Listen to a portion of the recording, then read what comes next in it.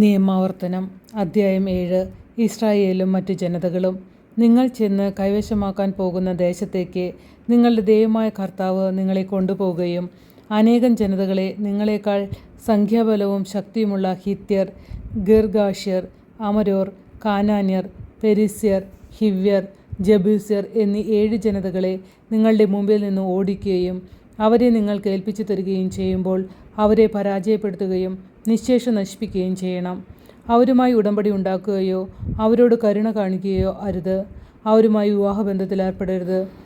നിങ്ങളുടെ പുത്രിമാരെ അവരുടെ പുത്രന്മാർക്ക് കൊടുക്കുകയോ അവരുടെ പുത്രിമാരെ നിങ്ങളുടെ പുത്രന്മാർക്ക് വേണ്ടി സ്വീകരിക്കുകയോ ചെയ്യരുത്. എന്തെന്നാൽ മറ്റു ദേവന്മാരെ സേവിക്കാനായി നിങ്ങളുടെ മക്കളെ എന്നിൽ നിന്ന് അവർ അകറ്റിക്കളയും. അപ്പോൾ കർത്താവിൻ്റെ കോപം നിങ്ങൾക്കെതിരെ ജ്വലിക്കുകയും നിങ്ങളെ വേഗം നശിപ്പിക്കുകയും ചെയ്യും. ഇപ്രകാരമാണ് നിങ്ങൾ അവരോട് ചെയ്യേണ്ടത്. അവരുടെ ബലിപീഠങ്ങൾ നശിപ്പിക്കണം, സ്തംഭങ്ങൾ തകർക്കണം, ആശേരാ ദേവതയുടെ സ്തൂപങ്ങൾ വെട്ടിവീഴ്ത്തണം, വിഗ്രഹങ്ങൾ തീയിൽ ചുട്ടിരിക്കണം. നിങ്ങളുടെ ദൈവമായ കർത്താവിന് നിങ്ങൾ വിശുദ്ധ ജനമാണ്. ഭൂമുഖത്തുള്ള എല്ലാ ജനതകളിൽ നിന്നും തൻ്റെ സ്വന്തം ജനമാകേണ്ടതിന് അവിടുന്ന് നിങ്ങളെ തിരഞ്ഞെടുത്തിരിക്കുന്നു. കർത്താവ് നിങ്ങളെ സ്നേഹിച്ചതും തിരഞ്ഞെടുത്തതും മറ്റു ജനതകളേക്കാൾ നിങ്ങൾ എണ്ണത്തിൽ കൂടുതലുമായിരുന്നതുകൊണ്ടല്ല, നിങ്ങൾ മറ്റെല്ലാ ജനതയേക്കാൾ ചെറുതായിരുന്നു. കർത്താവ് നിങ്ങളെ സ്നേഹിക്കുകയും നിങ്ങളുടെ പിതാക്കന്മാരോട് ചെയ്ത ശപഥം പാലിക്കുകയും ചെയ്യുന്നതുകൊണ്ടാണ്. തൻ്റെ ശക്തമായ കരത്താൽ നിങ്ങളെ പുറത്തു കൊണ്ടുവന്നതും ഈജിപ്തിലെ രാജാവായ ഫറവോയുടെ കയ്യിൽ നിന്ന്, അടിമത്തത്തിൻ്റെ ഭവനത്തിൽ നിന്ന് നിങ്ങളെ രക്ഷിച്ചതും. അതിനാൽ നിങ്ങൾ അറിഞ്ഞുകൊള്ളുക, നിങ്ങളുടെ ദൈവമായ കർത്താവാണ് ദൈവം. തന്നെ സ്നേഹിക്കുകയും തൻ്റെ കൽപ്പന പാലിക്കുകയും ചെയ്യുന്നവനോട് 1000 തലമുറകൾ വരെ ഉടമ്പടി പാലിക്കുകയും അചഞ്ചലമായ സ്നേഹം പ്രകടിപ്പിക്കുകയും ചെയ്യുന്ന വിശ്വസ്തനായ ദൈവം. തന്നെ വെറുക്കുന്നവരെ നശിപ്പിച്ചുകൊണ്ട് അവിടുന്ന് പ്രതികാരം ചെയ്യും. അവരോട് നേരിട്ട് പ്രതികാരം ചെയ്യാൻ അവിടുന്ന് വൈകുകയില്ല. ആകയാൽ ഞാനിന്ന് കൽപ്പിക്കുന്ന പ്രമാണങ്ങളും ചട്ടങ്ങളും നിയമങ്ങളും അനുസരിക്കാൻ നിങ്ങൾ ശ്രദ്ധിക്കണം. നിങ്ങൾ ഈ നിയമങ്ങൾ കേൾക്കുകയും വിശ്വസ്തയോടെ പാലിക്കുകയും ചെയ്താൽ നിങ്ങളുടെ ദൈവമായ കർത്താവ് നിങ്ങളുടെ പിതാക്കന്മാരോട് ശപഥം ചെയ്തിട്ടുള്ള ഉടമ്പടിയും കരുണയും നിങ്ങളോട് പുലർത്തും. അവിടുന്ന് നിങ്ങളെ സ്നേഹിക്കുകയും അനുഗ്രഹിക്കുകയും വർദ്ധിപ്പിക്കുകയും ചെയ്യും. നിങ്ങൾക്ക് തരുമെന്ന് അവിടുന്ന് നിങ്ങളുടെ പിതാക്കന്മാരോട് ശപഥം ചെയ്തിട്ടുള്ള നാട്ടിൽ നിങ്ങളെ സന്താനപുഷ്ടിയുള്ളവരും നിങ്ങളുടെ ഭൂമി ഫലപുഷ്ടിയുള്ളതുമാക്കും. ധാന്യം, വീഞ്ഞ്, എണ്ണ, കന്നുകാലികൾ, ആട്ടിൻപറ്റം എന്നിവയെ അവിടുന്ന് ആശീർവദിക്കുകയും ചെയ്യും. നിങ്ങൾ മറ്റെല്ലാ ജനതയേക്കാൾ അനുഗ്രഹീതരായിരിക്കും. നിങ്ങൾക്കോ നിങ്ങളുടെ കന്നുകാലികൾക്കോ വന്ധ്യത ഉണ്ടായിരിക്കുകയില്ല. കർത്താവ് നിങ്ങളിൽ നിന്ന് എല്ലാ രോഗങ്ങളും മാറ്റിക്കളയും.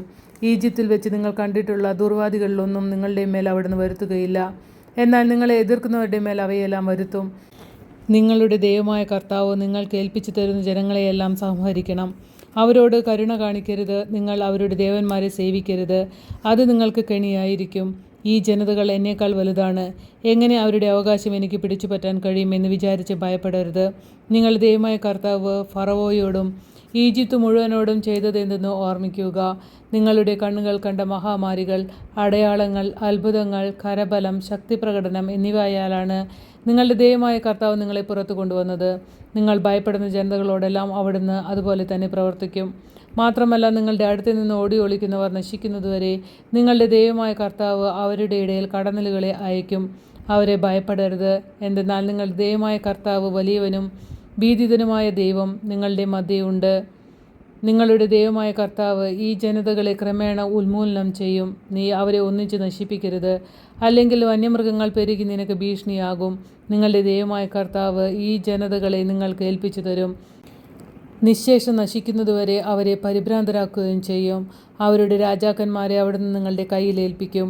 ആകാശത്തിന് കീഴിൽ നിന്ന് അവരുടെ പേരുകൾ നിങ്ങൾ നിർമ്മാർജ്ജനം ചെയ്യണം. അവരെ നിശ്ശേഷം നശിപ്പിക്കുന്നതുവരെ നിങ്ങൾക്കെതിരായി നിൽക്കാൻ ആരും ശക്തിപ്പെടുകയില്ല.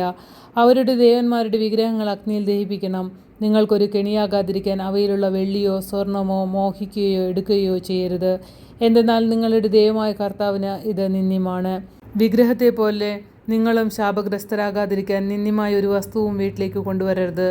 അതിനെ നിശ്ശേഷം വെറുക്കുകയും ഉപേക്ഷിക്കുകയും ചെയ്യണം. എന്തെന്നാൽ അത് ശാപഗ്രസ്തമാണ്.